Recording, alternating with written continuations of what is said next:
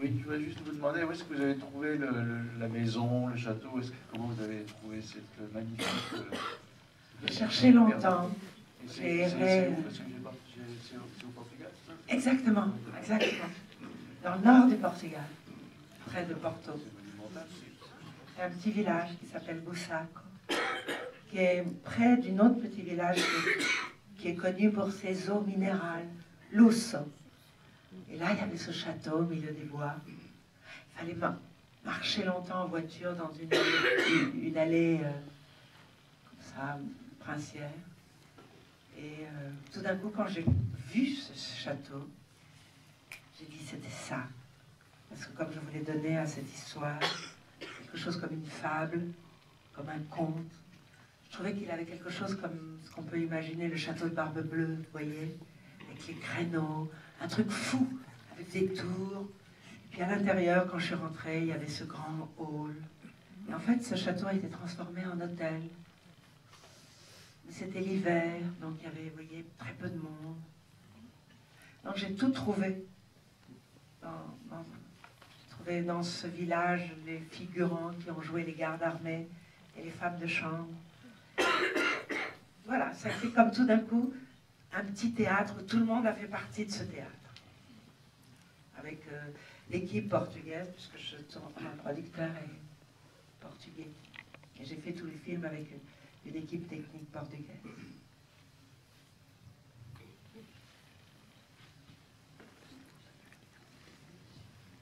J'en profite pour le citer, c'est Paulo Branco, un mythique producteur. Oui, mon producteur favori. Une autre question, intervention, messieurs, dames. N'hésitez pas, c'est vrai qu'on a rarement la chance d'avoir Fanny Ardant avec nous ici au Métropole. Non, mais merci d'être venus si nombreux. Et puis vous êtes les premiers spectateurs de cette aventure. Il y a toujours quelque chose d'émouvant. Que sera.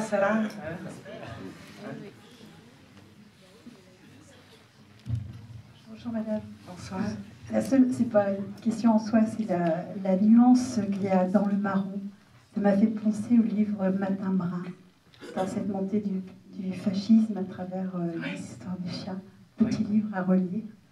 Voilà, c'est simplement parce que finalement, il parle de couleurs, sa peinture dégénérée. On voit à peine quelles couleurs vives, et tout le reste est dans les tons. Oui, vert de gris, sombre, voilà.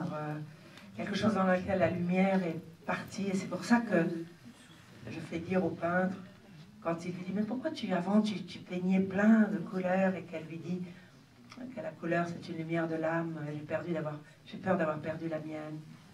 C'est comme ces époques où tout d'un coup, la joie de vivre, l'insouciance, la volupté d'être a disparu. C'est actuellement, il faut le voir, ce petit livre. Ça peut revenir.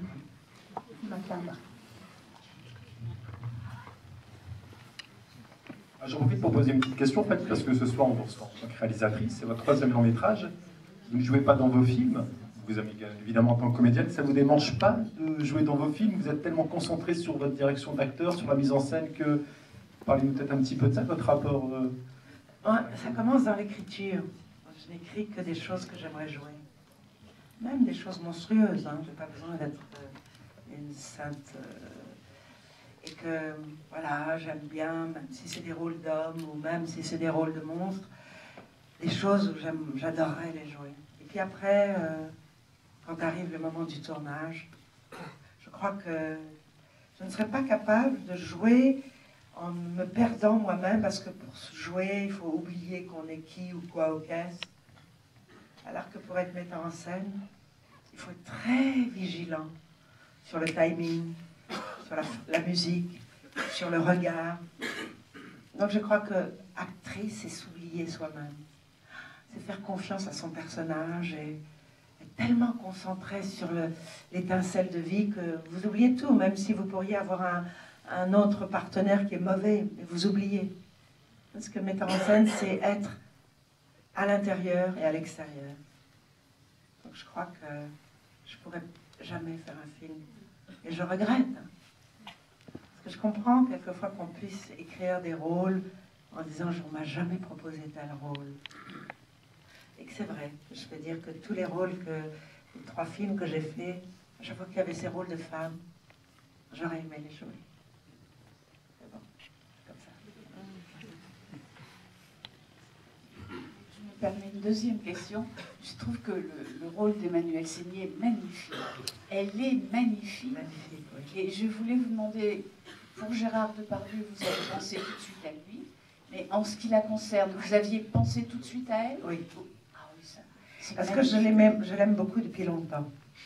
Et que ce que j'aimais dans Emmanuelle, c'était aussi des qualités humaines, une grande générosité, une disponibilité, une humilité.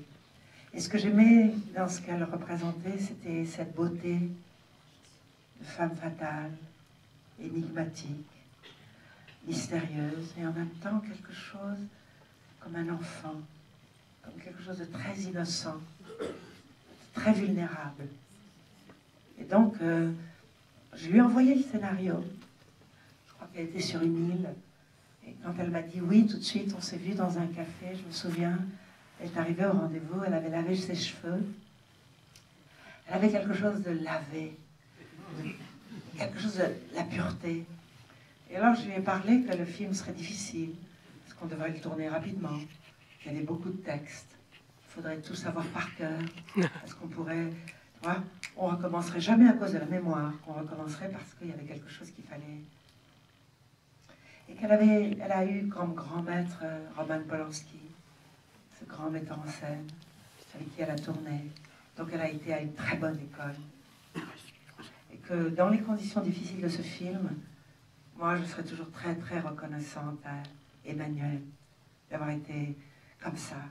Elle s'est donnée, elle m'a fait confiance.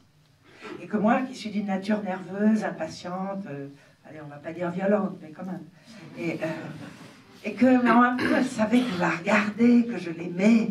Alors, voilà. Oui, parce qu'elle savait que je la regardais. Et moi, je lui disais toujours, écoutez, Emmanuelle, vous ne serez jamais regardée avec autant d'amour que par moi. Alors, faites-moi confiance. Et elle se laissait aller. Et qu'après, bon, parce que vous savez, dans les conditions difficiles, quand on tournait ouais, il y avait des choses où il a fait très froid, curieusement. On croit qu'au Portugal, il fait chaud, mais non. C'est vrai que d'un film, on ne se souvient pas des difficultés. On se souvient de la générosité des gens avec qui on a travaillé. Avec tous ces techniciens, ces acteurs qui sont partis comme ça pour une aventure qui serait un film. C'est pas grand-chose, un film. Et en même temps, c'est un moment de vie. Et on n'oublie jamais. Ouais, moi, j'oublierai jamais Emmanuelle Seigner, Gérard, Paul Ami. Quels qu'étaient les rapports, vous voyez. Et puis après, moi, j'aime beaucoup les acteurs de théâtre. Et j'avais demandé à François Chateau de jouer le rôle du général Vlasic, ce type un peu comme ça. Et il a apporté voilà, cette jubilation. Vous savez, les acteurs de théâtre, ils aiment jouer des personnages qui peuvent être à l'opposé d'eux-mêmes. Et que tous ces figurants de ce petit village qui s'appelait L'Osso, ils ont joué le jeu. On leur a coupé les cheveux, la barbe, les rouflaquettes et tout. Et puis les petites dames, on les a habillées en femmes de chambre. Et tous les soirs, ils rentraient au village. Et tous les lendemains, ils revenaient. Et que ça faisait comme une sorte de famille où on a vécu ensemble, comme ça, pendant 5 semaines. Oui. Vraiment, quel beau film. Et tout est beau dans ce film. Et le maquillage d'Emmanuelle Seigner, il est particulièrement réussi. Très. Il y a quelque chose de magnifique. Oui. dedans. Ouais, je me rappelle qu'elle n'osait pas, tu vois. Et il y avait un artiste, un Portugais, qui lui donnait confiance en elle. Le fait que je sois actrice, ça aide. Parce que moi, je voulais toujours que l'actrice soit belle. Parce que je trouve que c'est le devoir d'un metteur en scène de magnifier une actrice, ouais, de la transfigurer, pas de l'enlaidir à tout jamais. Et donc, il y avait toutes ces discussions. Je pense c'est bien que vous parliez du maquillage. C'est très rare qu'on me pose cette question. Parce que, oui, et puis les cheveux, cette blondeur, elle avait quelque chose justement de slave. Et qu'après, j'ai dit, mais en effet, la mode soviétique, vous ne pouvez pas être glamour. Parce que les années 50, quand vous êtes la maîtresse de Staline, vous ne pouvez pas arriver comme une actrice hollywoodienne. Donc il y avait tout ce côté de recherche, même les chaussures. Hein. Et je me rappelle avoir été à Moscou et d'avoir trouvé un manteau, d'avoir trouvé des robes qui faisaient très soviétiques des années 50. Parce que si vous regardez les films hollywoodiens des années 50, les femmes, c'est des waouh, tu vois. Tandis que les femmes, et je trouvais que Emmanuelle, elle pouvait être une héroïne soviétique, tout en restant glamour, tout en restant l'objet du désir. Merci.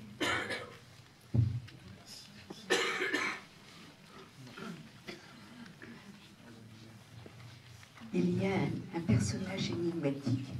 C'est cette servante qui boite et qui arrête après.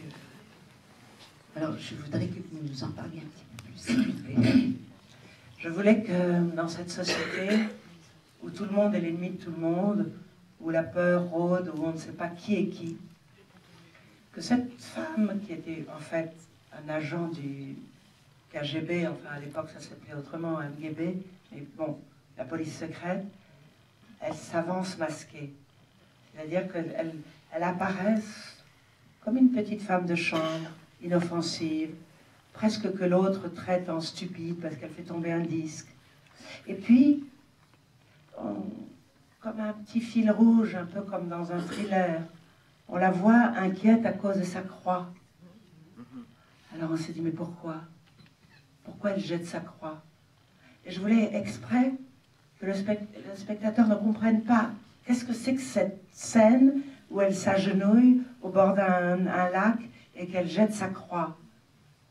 C'est comme toujours les comportements mystérieux des gens qui ont une double vie, qui s'avancent masqués. Et puis après, à la fin, quand elle vient arrêter Lydia, et qu'elle lui dit, Varvara, comme elles avaient parlé des chansons d'amour, comme ça, en faisant un peu les idiotes, et elle la rappelle alors en lui disant, non, je suis le lieutenant Machkova.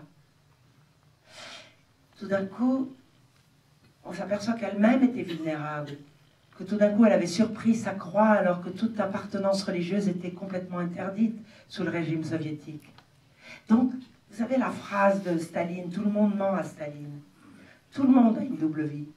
Ce n'est pas parce que vous faites partie des bourreaux que vous n'avez pas une partie de vous qui regrette d'être un bourreau, mais qui est entraînée dans cette chose inéluctable. Et qu'enfin, quand elle devient elle-même celle qui va lire le conte Zaltan, alors que c'était Lydia, elle sait qu'elle est en première ligne, elle sait qu'elle ne va pas faire long feu, et qu'elle n'a aucune jouissance, aucun plaisir à arrêter cette fille qui avait été plutôt gentille avec elle, qui lui avait parlé des chansons, qui lui avait proposé de lui prêter un livre. Donc pour moi, le personnage de Varvara, il n'était pas dans le roman. Je l'ai inventé pour montrer que comme dans cette société cruelle, terrible, où un clou chasse l'autre, où le bourreau va devenir la victime, la prochaine victime, où il n'y a pas moyen de s'en sortir. Et voilà, pour moi c'était un truc très mélancolique, ce personnage de la petite femme de chambre. Une autre question, monsieur? Bonsoir. Ça ne met pas sur le film, mais allez-vous au cinéma? Et quel est le dernier film que vous avez vu? Alors j'ai vu un film russe très fort, qui s'appelait Le Disciple.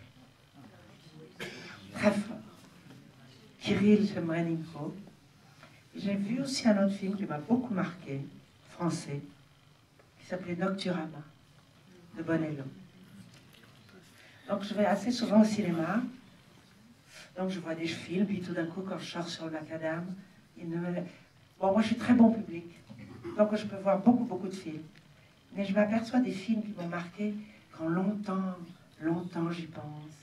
Ou le lendemain, quand vous vous réveillez, vous repensez à des scènes, et qui viennent vous parler de vous-même au fond. Donc voilà ce que j'ai vu. Et puis hier, je suis allée au Châtelet, C'était la dernière représentation au Châtelet qui va rentrer en travaux. J'ai vu une sorte de musical américain qui s'appelait La 42e rue. Vous savez, les Américains, alors moi je suis une anti-américaine primaire. Et vous savez qu'ils chantent, qu'ils dansent avec des claquettes. Et là, vous voyez l'imaginaire qu'on se fait sur Broadway, ou ces comédies musicales. Incroyable, magnifique. Alors, vous voyez, quelquefois je suis très sombre, quelquefois je suis gaie.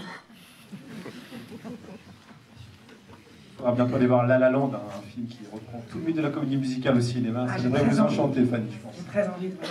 Vous avez vu une bande-annonce.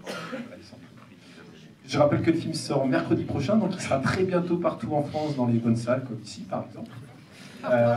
Donc on est évidemment ravis de l'avoir ici et de le défendre, et on est évidemment encore plus ravis de vous avoir avec nous ce soir, Fanny.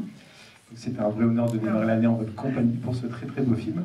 Et je vous remercie tous. Merci messieurs, dames, pour votre présence et vos questions.